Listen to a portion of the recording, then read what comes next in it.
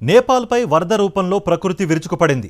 August 26న బోటేకోషి నదిలో ఒక్కసారిగా పోటెత్తిన నీరు సరిహద్దు ప్రాంతాలను అతలాకుతలం చేసింది. వందల మంది మృతి చెందగా 1000 మందికి పైగా గల్లంతయ్యారు. అయితే ఇది కేవలం వర్షాల కారణంగా వచ్చిన వరద కాదు. ఓవైపు మంచు కరిగిపోవడం, ఆ తర్వాత హిమనీనద సరస్సులు ఏర్పడటం, అవి అకస్మాత్తుగా ఉప్పొంగడం, మరోవైపు నిరంతరం కదులుతున్న హిమాలయాలు, వీటన్నింటి ప్రభావంతో నేపాల్ అత్యంత ప్రమాదకర ప్రాంతంగా మారిపోయింది. అసలు నేపాల్లో ఇలాంటి విపత్తులు ఎందుకు పదే పదే సంభవిస్తున్నాయి? ఈ ప్రమాదం భారత్పై ఎలాంటి ప్రభావం చూపనుంది? Watch it. ఆగస్టు 26 ఉదయం సుమారు 9 గంటలు నేపాల్లోని రసువా జిల్లాలో బోటేకోషి నదిలో ఒక్కసారిగా భారీ నీరు పోటెత్తింది. టిబెట్ సరిహద్దు ప్రాంతంలోని నివాసాలు, రహదారులు, వంతెనలను వరద నీరు ఊడ్చుకెళ్లింది. ఆ తర్వాత ఈ వరద దిగువకు వెళ్లి త్రిశూలి నదిలో కలిసింది. ఈ ప్రమాదంలో మృతుల సంఖ్య గంట గంటకు పెరుగుతోంది. ఆచూకీ లేని వాళ్ల సంఖ్య 100 నుంచి 1000 వైపు వెళ్తోంది. అదే 30 కిలోమీటర్ల నదీ మార్గంలో కేవలం 13 నెలల వ్యవధిలో ఇది రెండో అతిపెద్ద విపత్తు. ఇది కేవలం వాతావరణం సృష్టించిన ప్రమాదం కాదు. నేపాల్ విపత్తుల బారిన పడటానికి ప్రధానంగా 2 కారణాలున్నాయి. ఒకటి, గ్లోబల్ వార్మింగ్తో హిమాలయాల్లో మంచు వేగంగా కరుగుతోంది. దీంతో అస్థిర ప్రాంతాల్లో భారీగా నీరు నిల్వ అవుతోంది. రెండోది, హిమాలయాలు భౌగోళికంగా ఇప్పటికీ నిర్మాణంలోనే ఉన్నాయి. భారత, యురేషియా టెక్టానిక్ ప్లేట్లు ఒకదానితో ఒకటి ఢీకొంటూనే ఉన్నాయి. ఈ 2 ప్రక్రియలు కలిసి నేపాల్ను అత్యంత ప్రమాదకర దేశాల్లో ఒకటిగా మార్చాయి. నేపాల్ విపత్తుపై ఇప్పటివరకు 3 రకాల వెర్షన్లు వినిపిస్తున్నాయి. నేపాల్ విదేశాంగ మంత్రి శిషిర్ ఖనాల్ పార్లమెంట్లో మాట్లాడుతూ ఉదయం 8:37 సంభవించిన భూకంపం కారణంగా భారీ కొండ చర్యలు విరిగిపడడంతో ఒక్కసారిగా వరద వచ్చిందని వివరించారు.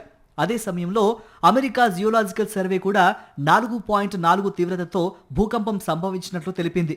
ఇది గొసాయికుండకు 47 కిలోమీటర్ల ఉత్తరాన టిబెట్లో సంభవించినట్లు తొలుత పేర్కొంది. అయితే తర్వాత ఆ ప్రకంపనలు భూకంపం వల్ల కాదని, కొండచర్య జారిపడ్డంతో ఏర్పడ్డాయని యుఎస్జిఎస్ స్పష్టం చేసింది. అత్యంత తీవ్రమైన వరద లెహ్మ్డేఖోలా నదికి పోటెత్తింది. ఇది బోటేకోషికి ఉపనది. హిమనదం నుంచి మంచు, రాళ్లతో కూడిన భారీ కొండచర్య ఈ నదికి అడ్డుగా నిలిచి ఉండొచ్చని, ఆ తర్వాత నీరు ఒక్కసారిగా ఉప్పొంగి ఉండొచ్చని మరికొందరు నిపుణులు అభిప్రాయపడ్డారు. భూకంపమా, కొండచర్యలా? వర్షన్ ఏదైనా 3 అంచనాలు చివరకు ఒకే భౌతిక ప్రక్రియను సూచిస్తున్నాయి. హిమాలయ నదికి ఏదో ఒక అడ్డంకి ఏర్పడింది. దాని వెనక నీరు భారీగా నిలిచిపోయింది. ఆ అడ్డంకి ఒక్కసారిగా తెగిపోయింది. అంతే, నిల్వ ఉన్న నీరు ఒక్కసారిగా కిందికి దూసుకొచ్చింది. దీనినే శాస్త్రవేత్తలు గ్లేషియల్ లేక్ అవుట్బర్డ్స్ ఫ్లడ్గా పరిగణిస్తున్నారు. వరద బీభత్సానికి మరో భయానక దృశ్యం చైనా నేపాల్ సరిహద్దులోని Rasuwagadhi border crossing. Central border gate వైపు వెళ్లే వంతెన వరదలో పూర్తిగా కొట్టుకుపోయింది. ఈ ప్రాంతం ఇలాంటి విపత్తులకు కొత్తేమీ కాదు. గత ఏడాది జరిగిన వరదలోనూ ఇదే సరిహద్దు ప్రాంతం తీవ్రంగా దెబ్బతింది. నేపాల్లో ఇలాంటి గ్లేషియల్ లేక్ బర్స్ట్లను ఇన్లాండ్ సునామీలు అని కూడా అంటారు. ఐసిఐ ఎంఓడి పరిశోధన ప్రకారం 2000 సంవత్సరం నుంచి హిందూకుష్, హిమాలయ ప్రాంతంలో హిమనదాలు కోల్పోవడంతో మంచు వేగం రెట్టింపైంది. దీంతో హిమనదాల నుంచి పుట్టే నదుల దిగువన నివసించే దాదాపు 20 లక్షల మంది ప్రజలకు ముప్పు మరింత పెరిగింది. ఇది ఇప్పుడే మొదలైన ప్రమాదం కాదు. 1981 జూలైలో టిబెట్లోని జాంగ్జాంగ్బో లోయలో ఇదే తరహా హిమనద సరస్సు ఎలాంటి హెచ్చరిక లేకుండా ఉప్పొంగింది. ఆ ఘటనలో 200 మందికి పైగా మరణించారు. ఫ్రెండ్షిప్ బ్రిడ్జ్ ధ్వంసమైంది. Sunkoshi hydro power station తీవ్రంగా ప్రభావితమైంది. 1964, 1983లోనూ ఇదే సరస్సు వ్యవస్థతో సంబంధం ఉన్న భారీ వరదలు నమోదయ్యాయి. వరల్డ్ బ్యాంక్ లెక్కల ప్రకారం నేపాల్ చరిత్రలో ఇప్పటి వరకు 24 భారీ గ్లేషియల్ అవుట్బర్స్ట్ వరదలు నమోదయ్యాయి. వాటిలో 14 నేపాల్లోనే సంభవించగా 10 టిబెట్లో సంభవించాయి. దాదాపు 450 ఏళ్ల క్రితం నేపాల్లోని సేతిఖోలా నదీ వ్యవస్థలోనూ ఇలాంటి ఘటన జరిగింది. మచ్చే పుచ్రే ప్రాంతంలోని ఒక సరస్సును అడ్డుకున్న సహజ మెరైన్ కూలిపోవడంతో భారీ నీరు, మట్టి దిగువకు దూసుకొచ్చింది. పోఖరా లోయలో 50 నుంచి 60 మీటర్ల ఎత్తు వరకు మట్టి శిథిలాలు పేరుకుపోయాయి. సరస్సును అడ్డుకునే సహజ మట్టి, రాళ్ల కట్ట తెగిపోవడాన్నే మెరైన్ కొలాప్స్ అంటారు. 2025 జూలై 8న టిబెట్ చైనా సరిహద్దు నుంచి నేపాల్లోకి వచ్చిన భారీ వరదకు కారణం మరింత స్పష్టంగా తేలింది. వాషింగ్టన్కు చెందిన స్టిమ్సన్ సెంటర్ విశ్లేషణ ప్రకారం సరిహద్దుకు సుమారు 35 కిలోమీటర్ల దూరంలో దాదాపు 5150 మీటర్ల ఎత్తులో ఏర్పడిన సుప్రా గ్లేషియల్ లేక్ ఒక్కసారిగా ఖాళీ కావడంతో ఆ వరద వచ్చింది.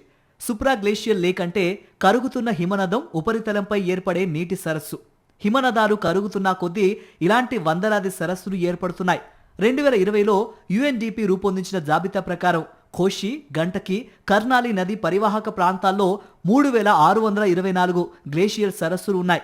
వాటిలో 47 ప్రమాదకరమైనవిగా గుర్తించారు. అందులో 25 టిబెట్లో, 21 నేపాల్లో, 1 భారత్లో ఉన్నాయి. కానీ అసలు సమస్య ఏమిటంటే ఈ జాబితాలు కూడా శాశ్వతం కావు. సుప్రాగ్లేషియర్ సరస్సులు కొన్ని సీజన్లలోనే ఏర్పడవచ్చు, పెరగొచ్చు, ఖాళీ అయిపోవచ్చు. అందుకే 2025లో వరదకు కారణమైన సరస్సు ముందుగానే గుర్తించలేకపోయారు. ప్రతి విపత్తు తర్వాత వినిపించే ప్రశ్న ఇదే: టిబెట్లో సరస్సు ఉప్పొంగితే నేపాల్కు ముందే సమాచారం ఎందుకు రావటం లేదు? 2025 వరద తర్వాత Nepal department of hydrology and meteorology director general స్వయంగా కీలక విషయం చెప్పారు. టిబెట్ ప్రాంతం నుంచి రియల్ టైం డేటా పొందేందుకు నేపాల్కు ఎలాంటి వ్యవస్థ లేదని తెలిపారు. చైనా నుంచి వర్షాలకు సంబంధించిన హెచ్చరికలు వస్తున్నప్పటికీ గ్లోఫ్లకు వర్షం తప్పనిసరి కాదు. 2025లోనూ వరద నేపాల్లోకి రావడానికి కేవలం 1 గంట ముందు సరిహద్దు భద్రతా సిబ్బంది ద్వారా సమాచారం అందింది. ఏ ఫోర్కాస్టింగ్ ఏజెన్సీ నుంచి రాలేదు. దీంతో నేపాల్ ప్రభుత్వం చైనాతో కలిసి ముందస్తు హెచ్చరికలు, విపత్తు సన్నద్ధతపై పనిచేయాలని నిర్ణయించింది. 2025 జూలైలో యుఎన్ గ్రీన్ క్లైమేట్ ఫండ్ నుంచి దాదాపు $36 మిలియన్ గ్రాంట్ కూడా మంజూరైంది. అయినా తాజా ఘటనలు చూపించినట్లుగా చైనా నేపాల్ సరిహద్దు దాటే రియల్ టైం అలర్ట్ వ్యవస్థ ఇంకా లేదు. నేపాల్ ముప్పు కేవలం మంచు కరగడంతోనే ఆగిపోదు. నేపాల్ దేశం భారత యురేషియా టెక్టానిక్ ప్లేట్ల ఢీకొనే ప్రాంతంలో ఉంది. ఈ 2 ప్లేట్లు ఏడాదికి 20 నుంచి 21 మిల్లీమీటర్ల వేగంతో ఒకదాని వైపు ఒకటి కదులుతున్నాయి. సుమారు 5 కోట్ల సంవత్సరాల క్రితం ఈ ప్లేట్లు ఢీకొనడంతో హిమాలయ నిర్మాణం మొదలైంది. అప్పుడు ప్రాచీన క్షితిజ్ సముద్రం మూసుకుపోయింది. భూమి పొరలు ముడుచుకొని పైకి ఎగసి ప్రపంచంలోనే అత్యంత ఎత్తైన పర్వతాలు ఏర్పడ్డాయి. ఆ ప్రక్రియ ఇప్పటికీ ఆగలేదు. హిమాలయాలు ఏడాదికి సుమారు 5 మిల్లీమీటర్ల మేర పెరుగుతున్నాయి. అందుకే వీటిని భూమిపై అత్యంత పిన్న వయస్సున్న, అత్యంత వేగంగా ఎదుగుతున్న పర్వత శ్రేణిగా పరిగణిస్తారు. ఈ నిరంతర కదలికలో భారీ ఒత్తిడి ఏర్పడుతోంది. అది భూకంపాల రూపంలో బయటపడుతుంది. వరదల విషయంలో పెద్ద భూకంపం రావాల్సిన అవసరం కూడా లేదు. చిన్న ప్రకంపనలు కూడా ఇప్పటికే బలహీనపడిన పర్వత వాలులను కదిలించగలవు. 2015లో వచ్చిన భారీ భూకంపం తర్వాత చాలా ప్రాంతాల్లో కొండ చర్యలు మరింత అస్థిరంగా మారాయి. తాజా ఘటనలో కూడా భూకంపం కాదని భావిస్తున్నారు. కొండ చర్య కదలికే ఒక వాలును కూల్చి నదిని అడ్డుకొని చివరకు భారీ నీటి ఉధృతికి కారణమై ఉండొచ్చని అంచనా. నేపాల్ రాజధాని కాఠ్మండు ఈ పర్వత ప్రాంతాలకు దక్షిణంగా ఉంది. ఉత్తర ప్రాంతాల్లో మొదలైన వరద నీరు, మట్టి, శిథిలాలు నదీ లోయ వెంట దక్షిణం వైపు దూసుకొచ్చాయి. కాఠ్మండుకు వాయువ్యంగా సుమారు 50 కిలోమీటర్ల దూరంలోనే బిదూర్ వంటి ప్రాంతాలు కూడా ఈ ప్రవాహాల ప్రభావానికి గురయ్యాయి. ఇక 4వ కీలక సమస్య నేపాల్ ఎక్కడ నిర్మాణాలు చేపడుతోంది, ఎలాంటి నిర్మాణాలు చేస్తోంది అనేదే. 2024లో వెలువడిన పరిశోధన ప్రకారం చైనా నేపాల్ వాణిజ్య మార్గాల వెంట నిర్మాణాల్లో గ్లోఫ్ ముప్పును తగినంతగా పరిగణలోనికి తీసుకోలేదు. నదీ మైదానాల వెంట డ్రై పోర్ట్లు, కస్టమ్స్ కార్యాలయాలు నిర్మించారు. ఇలాంటి వరదలు చైనా నేపాల్ ప్రాంతంలో దాదాపు 103 కిలోమీటర్ల హైవే, 103 వంతెనలు, 2 ప్రధాన డ్రై పోర్ట్లు, 3301 భవనాలను ప్రభావితం చేసే అవకాశం ఉందని చైనా అకాడమీ ఆఫ్ సైన్సెస్ అధ్యయనంలో తేలింది. నేపాల్ చైనా సరిహద్దులోని టిమురే కస్టమ్స్ పోస్ట్ ఇందుకు ప్రత్యక్ష ఉదాహరణ. రసువాగడి క్రాసింగ్ సమీపంలోని ఈ కస్టమ్స్ పోస్ట్ కేవలం 13 నెలల్లోనే 2 సార్లు ధ్వంసమైంది. తాజా విపత్తులో భారతీయ కైలాష్ యాత్రికులు సహా పెద్ద సంఖ్యలో పర్యాటకులు కూడా ప్రాణాలు కోల్పోయారు. నేపాల్ విద్యుత్ ఉత్పత్తికి కూడా ఈ పర్వత నదులపైనే ఆధారపడుతోంది. నిటారుగా ఉండే పర్వతాల మధ్య లోతైన లోయల్లో వేగంగా ప్రవహించే నదులను ఉపయోగించి హైడ్రో పవర్ ప్రాజెక్టులు నిర్మించారు. అందుకే వరద ప్రభావం విద్యుత్ వ్యవస్థపైన పడింది. ఆగస్టు 26 ఉదయం జరిగిన విపత్తుతో నేపాల్ జాతీయ గ్రిడ్కు 430 మెగావాట్ల విద్యుత్ సామర్థ్యం దెబ్బతింది. ఇది దేశం మొత్తం విద్యుత్ సామర్థ్యంలో 10వ వంతుకు పైగానే. ఇక్కడితో ఈ ప్రమాదం ముగియలేదు. టిబెట్లో ఉద్భవించే గ్లోఫ్ వరదలు నేపాల్లోకి వచ్చి బోటే కోషి, త్రిశూల్ నదుల్లోకి చేరుతాయి. దిగువకు వెళ్లే త్రిశూల్ దేవ్ ఘాట్ వద్ద నారాయణిగా మారుతుంది. ఆ తర్వాత అదే నది భారత్లోకి ప్రవేశించినప్పుడు గండక్గా మారుతుంది. అంటే టిబెట్లో పర్యవేక్షణ లేకుండా ఉన్న ఒక హిమనద సరస్సు అకస్మాత్తుగా ఉప్పొంగితే దాని ప్రభావం కేవలం టిబెట్కే పరిమితం కాదు. నేపాల్ను విధ్వంసం చేస్తూ చివరకు భారతదేశంలోని బీహార్కు వరద ముప్పు పొంచే ప్రమాదం ఉంది. మొత్తంగా హిమాలయాల్లో మంచు కరుగుతోంది, సరస్సులు పెరుగుతున్నాయి, పర్వతాలు ఇప్పటికీ కదులుతున్నాయి. చిన్న ప్రకంపనలకే కొండ చర్యలు విరిగిపడుతున్నాయి. ప్రమాదకర ప్రాంతాల్లోనే నిర్మాణాలు పెరుగుతున్నాయి. అదే సమయంలో సరిహద్దు దాటి వచ్చే వరదలకు రియల్ టైం హెచ్చరిక వ్యవస్థ లేదు.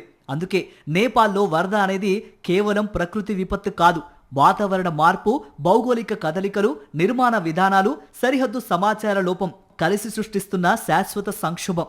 ముఖ్యంగా టిబెట్ నుంచి నేపాల్ మీదుగా భారత్లోకి ప్రవహించే నదుల కారణంగా ఇది నేపాల్ సమస్య మాత్రమే కాదు, భారత్కు కూడా ముందస్తు హెచ్చరిక అవసరమయ్యే అంతర్జాతీయ నదీ ప్రమాదమని నిపుణులు హెచ్చరిస్తున్నారు.